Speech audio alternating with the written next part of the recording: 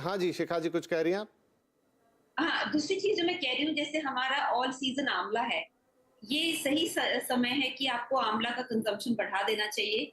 और आंवला जैसे कि आप दाल में डाल सकते हैं, आप आंवला को सब्ज़ी में डाल सकते हैं क्योंकि कई लोग कहते हैं भई आंवला खट्टा है, गले को लग रहा है, हुँ, हुँ। तो आप दाल में डालिए, उसको सब्ज़ी में डालिए, तो उससे थोड़ी-सी आपकी इम्यूनिटी बढ़ेगी और जैसे कि अगर आपका लिवर हेल्दी रहता है, तो लिवर की अगर आपकी डाइजेस्टिव पावर स्ट्रॉन्ग है, तो आप काफ़ी हद तक आपकी इम्यूनिटी भी बढ़ेगी और आपको जैसे जो ये इंडाइजेशन से शुरू होने वाली प्रॉब्लम्स है वो नहीं होगी। तो शिखा जी आपने आंवले की बात कही तो क्या जो कई बार लोग घर में थोड़ा-सा जैसे सौंफ सुपारी के साथ सूखा आंवला भी रखते हैं, एक छोटी-सी बॉटल में, क्या वो भी हेल्पफुल रहता है? जी बिल्कुल, आंवला एक बहुत ही यूनिक फ्रूट है क्योंकि नॉर्मली जैसे आप ऑरेंजेस या कोई और फ्रूट लेते हैं और उसका जूस बनाते हैं तो उसका विटामिन सी डिस्ट्रॉय हो जाता है बहुत जल्दी। आंवला की एक बहुत बहुत ही यूनिक चीज़ है कि उसका विटामिन सी उसको ड्राइड फॉर्म में भी मिलता है। तो इसीलिए ड्राइड फॉर्म हो तो भी बहुत अच्छी बात है। जी, अच्छा है क्योंकि आपको कई बार आंवला अवेलेबल नहीं होता या फिर लोग लेके नहीं आते कि आंवला कहाँ लाएँगे, लेकिन वो ड्राई वाला बहुत सारे लोग खरीद लेते हैं और वो कई बार घरों में मिल भी जाता है, तो दैट इज़ ऑल्सो इम्पोर्टेंट, वो आप सेवन कर सकते हैं जैसा शिखा जी बता रहे हैं और उसमें उसके पूरे जो गुण हैं वो मौजूद होते हैं ड्राई फॉर्म में भी। डॉक्टर चावला, लेकिन एक चीज़ मैं पूछना चाहूँगा वो ये कि अभी देखिए बड़ी कन्फ्यूज़िंग सी जो प्रेडिक्शंस है वेदर को लेकर। एक तरफ तो ये कि ये जो बहुत ही अजीबो-गरीब मौसम हो गया है कि बहुत heavy rains almost like monsoon plus ओलावृष्टि भी हो रही है साथ में। दूसरा और ये कह रहे हैं कि मई में भी कई दिन तक जारी रहेगी और मई के अंदर ही फिर हीट वेव के भी वार्निंग है। तो इतना सडन चेंज कि एक ही महीने में आपको इतनी भारी बारिश देखने को मिल रही है, उसी में हीट वेव भी चलेगी। क्या इम्पैक्ट डालेगी हमारे स्वास्थ्य पर? वो मैं जैसा कि पहले भी बताया मैं कि कोई भी सडन चेंज होता है, एक नॉर्मल व्यक्ति उसको मोस्टली सह जाता है। पर आजकल शहरों में जहाँ एयर पोल्यूशन है, फ्रूट्स नहीं खाते हैं, सब्जियाँ नहीं खाते हैं, इम्यूनिटी कम है, तो ऐसे व्यक्ति को कोई भी इन्फेक्शन, गला पकड़ना, ये सब चीज़ें बहुत ज़्यादा होने का अंदेशा रहता है। एक तो ये है कि हमें जब इस तरह का मौसम चल रहा है, जब ज़्यादा वेरिएशन है, तो आप कोशिश करिए घर में जहाँ एक तरह का टेम्परेचर से ही रहें। ज़्यादा ठंडा, ज़्यादा गर्म, इस तरह की चीज़ों से जितना अवॉइड कर सकते हैं उतना करें। बहुत बार तो ये पॉसिबल नहीं है। बाहर से जब भी पानी आता है, देखो जो पेट की बीमारियाँ हैं वो बहुत होती हैं, राइट। क्योंकि पानी कंटामिनेंट हो जाता है, गैस्ट्रोएंटेराइटिस काफ़ी कॉमन होना शुरू हो जाता है। आपने देखा होगा जभी भी बारिशें होती हैं, पेट की बीमारियाँ, मच्छरों की बीमारियाँ भी होती हैं और पेट की बीमारियाँ भी काफ़ी होती हैं। तो आपको पानी पीने का भी बहुत ध्यान रखना है। बाकी चीज़ ठंड का तो है ही, जो आप सेवन करते हैं, साफ-सुथरा पानी पीजिए, घर का पानी पीजिए या पानी घर से कैरी करिए। कहीं भी ऐसे पानी मत पीजिए, कटे फ्रूट्स कहीं बाज़ार में इधर-उधर वो चीज़ें मत खाएँ।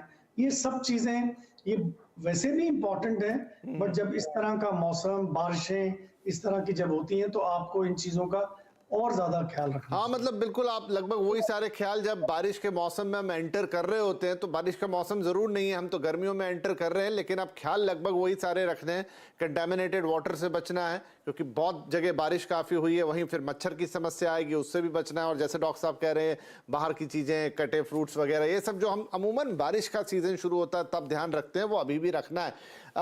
डॉक्टर मोहित, एक चीज़ और कि अब आप क्योंकि कोविड से हम गुजरे हैं तो कुछ नई नई चीज़ें सीख गए हैं, उसमें से एक है काढ़ा पीना। बहुत सारे लोग अभी जिक्र कर रहे थे कि चलो अभी ये मौसम बदल गया है, काढ़ा पीना, लेकिन देखिए मौसम भले ही टेम्परेली बदला है लेकिन है तो गर्मियों का। क्या गर्मी में, क्योंकि जो काढ़ा है वो अपने आप में बहुत गर्म होता है उसकी तासीर, क्या उसका सेवन एक आध बार पी लिया लेकिन आप रेगुलर कर लो कि अरे बारिश हो रही तो मैं सुबह शाम काढ़ा पीना शुरू कर देता हूँ, क्या सही रहेगा? नहीं, ऐसा ठीक नहीं रहेगा क्योंकि बॉडी में जो अल्टीमेट जो इम्पैक्ट होता है वेदर का वो हमेशा रहता है।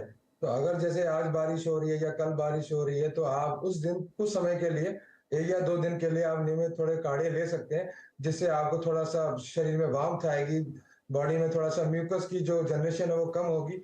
लेकिन नियमित रूप से काढ़े नहीं पीने चाहिए, अभी गर्मियों का मौसम शुरू होगा, तो ऐसे में यूटीआई, पेशाब में गर्मी का होना, जलन का होना और डिहाइड्रेशन बहुत सारी दिक्कतें काढ़े पीने की वजह से आ सकती हैं। तो सीजन के अकॉर्डिंग आप किसी भी डॉक्टर से बात करके, आयुर्वेदिक चिकित्सक से बात करके अपने बॉडी के हिसाब से अपना काढ़ा बनवा भी सकते हैं। लेकिन अगर बारिश है, बारिश का समय है और मौसम ठंडा है, तो आप थोड़े बहुत मात्रा में उस दिन 1-2 दिन के लिए काढ़े ले सकते हैं। इसमें एक बहुत जरूरी बात यह है कि इस मौसम में इस जो बीमारी का अभी चक्र जो अभी चल रहा है, इसमें 2 चीजें इम्यूनिटी के लिए बहुत इंपॉर्टेंट है। हम लोग अक्सर क्या करते हैं, जो सबसे बड़ी गलती करते हैं, बिना भूख के खाना खाने लगते हैं। अक्सर हम सब लोगों का नियम बना होता है कि हमें सुबह उठ के खाना है, दोपहर को खाना है, रात को खाना है। लेकिन अक्सर इस मौसम में जब वेदर ट्रांजिशन होती है तो अक्सर ये देखा गया है, जो हमारी पाचक अग्नि होती है, जो डाइजेस्टिव फायर होती है, वो काफी वीक हो जाती है। ऐसे में अगर हम बिना भूख के खा लेते हैं या ओवर ईट कर लेते हैं या कुछ ऐसे पदार्थ खा लेते हैं जो सीजनल नहीं होते हैं, तो इससे समस्या बढ़ती है।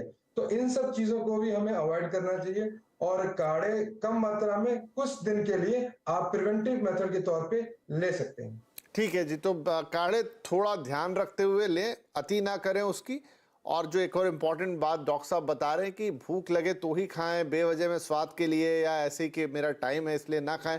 ये तो हो गया कि भूख लगे तो खाएं। शिखा जी, फिर भूख लगे तो क्या खाएं, सही क्या रहेगा? ये आपने बहुत अच्छा सवाल पूछा, बिकॉज जब भूख लगे तो कुछ चीजों को हमें खाना चाहिए जिससे कि इस मौसम से हम डील कर सकते हैं। पहली चीज जो मैं कहूंगी, जैसे जो हमारे जैसे अंजीर है, फिग्स है, वो बहुत अच्छा डाइजेशन के लिए है और हमें रेगुलरली खाना चाहिए। 5 बादाम भिगो के हमें रोज खाना चाहिए।